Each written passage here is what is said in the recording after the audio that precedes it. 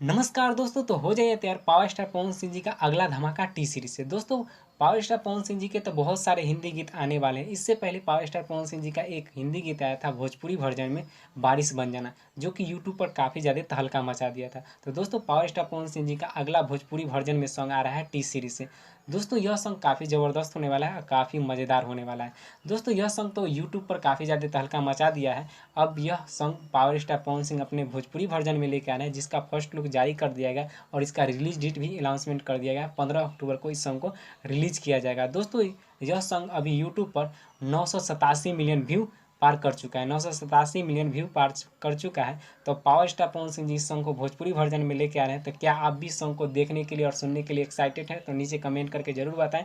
और सॉन्ग का first look जारी कर दिया गया। आप लोगों को सॉन्ग का फर्स्ट लुक कैसा लगा नीचे कमेंट करके जरूर बताएं। भोजपुरी कैसे खबर जानने के लिए हमारे चैनल को सब्सक्राइब करें।